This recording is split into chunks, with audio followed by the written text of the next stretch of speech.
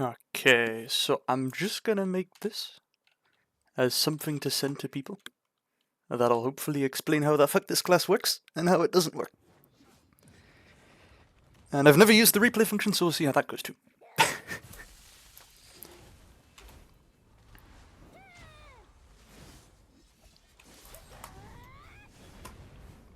So blah blah blah blah. Oh, they've got a witch. Okay, sure. I'm gonna end up in a 1v2 against the two rats, alright? Life is fine. Now, in the meantime, they're supposed to be pressuring the class that only has 4 guards, just like these two classes are pressuring me. And notice how I'm playing these guys as well. I'm winning these SA trades against them because they're not CCing me, we're popping 1v on them.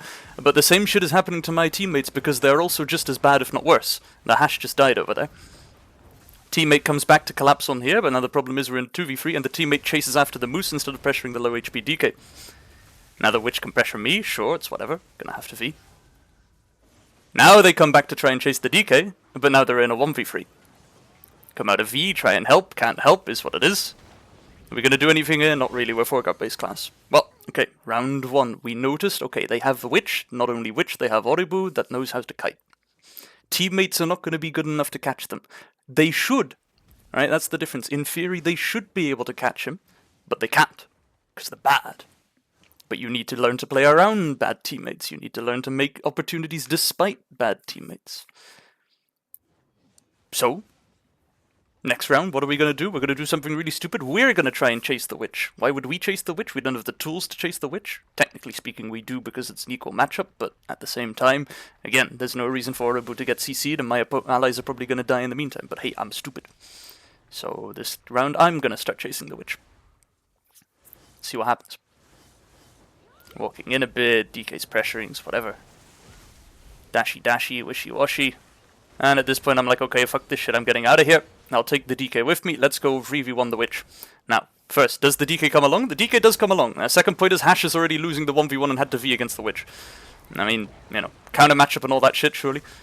So here we are, trying to trade a witchy. Her build is slightly better than mine for 1v1 trades after disengage off. It is what it is. And we're in a 1v2. And we're on really low HP. Guess we pop V during the essay. And you see the point. Like, obviously, if the rats can't chase the witch, I'm not going to be able to chase the witch. And definitely not 1v2 with the other guy peeling for him. And now we're just going to be playing Ring Around the Rosie, trying to kite around, trade the DK a tiny bit. I mean, the DK's terrible, right? So, like, yeah. My teammates have been in a 1v2 on the Musa for a while, but they're never going to catch it for some reason, so it is what it is. And then the third round is where it gets interesting, right? Because the third round is where I start talking to my guys in party chat and I tell them, alright, look guys, I understand it. It's hard to catch the witch. You guys are molding about her damage, sure, whatever. Why don't you guys try kiting the witch? I mean, one of them takes the advice, one of them doesn't. We'll see that in a moment.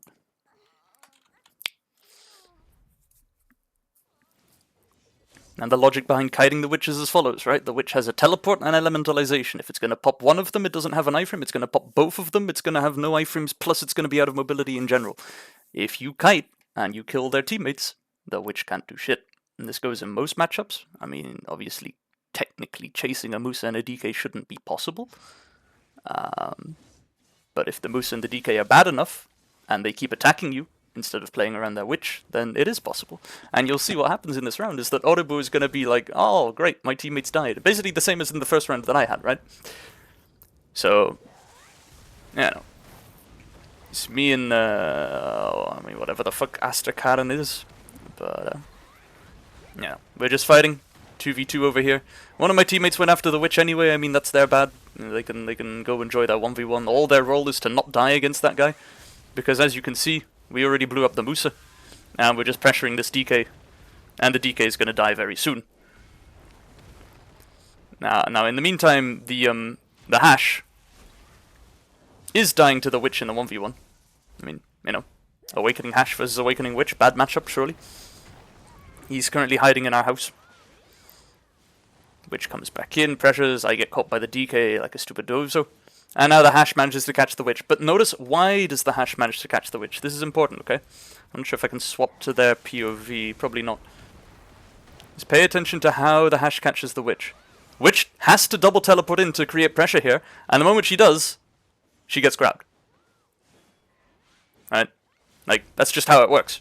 Her iframe is on a 7-second cooldown. The moment she has to come in, the moment she's forced to play that offensively, she's fucked. Assuming you're good enough to punish it, right? Like, that's the same with all the Fury, just the same way that I get CC'd here in a 1v2. I should never get CC'd here. The trouble is that I'm kind of like, oh my god, my hash is gonna die, so I'm playing a bit too risky, going for a Fisher Wave that I shouldn't do. You know? But that's taking risks to make up for your team, or your perception of your team, is how you know, how AoS works. Otherwise you never make mistakes, right? And that's the thing, if you play passive witch, if you just kite constantly and focus on never making a mistake, that'll work, right? You won't die. But at the same time, in my opinion, you won't be able to climb despite teammates either. So, I mean, Oribu, you know, I probably shouldn't be meeting Oribu when I'm 1400 and they're 1600. But evidently, a witch who's way better than me is struggling to climb somehow, and I would bet my ass on it.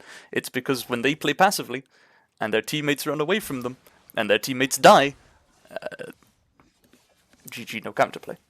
Anyway, let's go look at the 1v1 real quick. Ah, sorry, 1v2 real quick.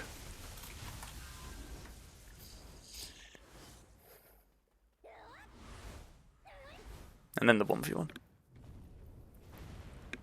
So, witchy 1v1 fight. And again, their build is better for trading, so they're gonna have SA pressure, right? I mean, they're running fucking double special damage plus corrupted or some shit. And as you can see, all we're doing here is just basically trading skill for skill, but I'm trying to get fancy with, like, pre-awakening stuff. Maybe a yoke of, Irvin Eruption behind the foregun, and I have to do that because I can't take these trades, right? Like, these trades are not winning for me. So we do a bit of baiting with the teleports, trying to make them teleport the wrong way. They pop their Sage Meteor to pressure. It's all good, we're healing up. And the game plan here becomes, okay, hang on a second, they've popped Rabam Heal, I haven't popped Rabam Heal. So if I can just not lose the trades too poorly, I should be able to get one poke in, then teleport out, and then Rabam Heal. So I suddenly start playing a bit more kitey. Fat finger a bit on the dashes, because I'm terrible. Teleport backwards is what it is, we're just kiting, as long as we can stay alive, as long as we can poke them at the end, we have the Rabam Heal to win with. And then I get CC'd on Elementalization. So it goes. One tiny little thing. I mean, you can see Elementalization here. You can hear it go off. And then it gets cancelled. GG. Fair enough. No. But, yeah, mostly this bit here. Or is it? Yeah, here, where they die. Let's see. This moment here. Where there's full pressure on us. But because the witch had to do this, like, she's running, she tries to hit a meteor, nothing happens. Running, double teleport in. Technically she should have Elementalization ready, but she doesn't see it. Grabbed. You know. Apparently she's just fine still. Just gets SA caught on the foreguard. So she didn't even V there. I'm not sure if she had V. You can maybe see that. I'm not sure if we can... oh, here's the POVs. Let's see Amdead's POV from the POV of having to kite this whole round.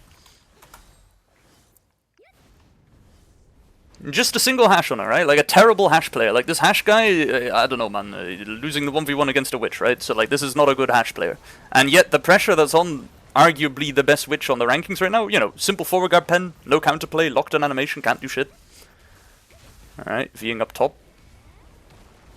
Hash goes up into the terrain that he probably doesn't know how to fight in.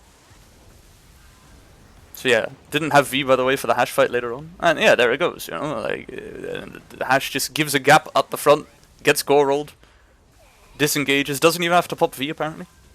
Look at the witch now, she's been out of this fight for so long, one of her teammates died during that time, and now she's coming in. Teleport in, starts fighting, get grabbed immediately. Terrible combo.